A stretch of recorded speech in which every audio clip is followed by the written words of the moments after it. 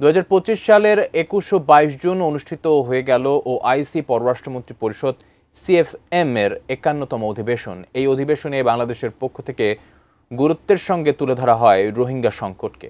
বিষয়টিকে গুরুত্ব দিয়ে সংকট নিরসনের জন্য আলোচনাও করা হয়। কিন্তু প্রশ্ন হলো, ওআইসি কি পারবে সংকটের সমাধান করতে? বিস্তারিত তুলে ধরছেন জান্নাতুন নাহার জেরি।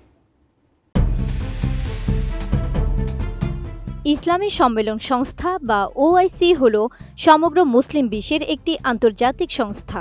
1969 সালে গঠিত সংস্থাটিতে 57টি দেশ প্রতিনিধিত্ব করছে, যার মধ্যে 49টি মুসলমান প্রধান দেশ।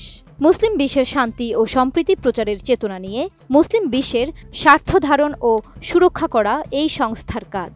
সম্প্রতি বাংলাদেশের রোহিঙ্গা ইস্যু নিয়েও আলোচনা হয় 51তম অধিবেশনে।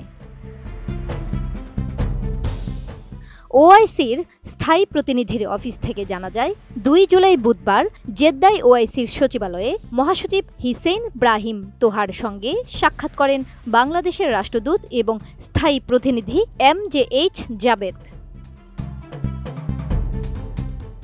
স্থায়ী প্রতিনিধির অফিস সূত্র থেকে জানানো হয়, রাষ্ট্রদূত বাংলাদেশ সরকারের পক্ষ থেকে সিএফএম এ রোহিঙ্গা ইস্যুকে গুরুত্ব সহকারে তুলে ধরার জন্য এবং ফলাফলের নথিতে এই বিষয়টি অন্তর্ভুক্ত করার জন্য গভীর কৃতজ্ঞতা প্রকাশ করেন। রাষ্ট্রদূত প্রত্যাবাসন প্রক্রিয়া সম্পন্ন না হওয়া পর্যন্ত মিয়ানমারের উপর একটি বিশ্বাসযোগ্য আন্তর্জাতিক চাপ তৈরিতে মহাসচিবের সহায়তা কামনা করেন।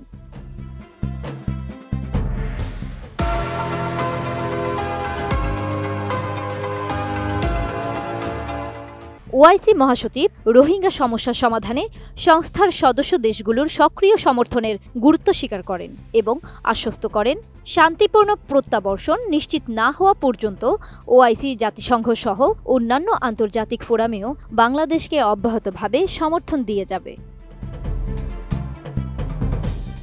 এছাড়াও রাষ্ট্রদূত ওআইসির 10 বছরের কর্মপরিকল্পনা বা TYPOA-তে রোহিঙ্গা ইস্যুকে অন্তর্ভুক্ত করার প্রয়োজনীয়তা তুলে ধরেন এবং আন্তর্জাতিক বিচার আদালত বা ICJ-তে রোহিঙ্গা গণহত্যা মামলায় গাম্বিয়াকে টেকসই আর্থিক সহায়তা নিশ্চিত করতে মহাসচিবের সক্রিয় ভূমিকা পালনের অনুরোধ জানান।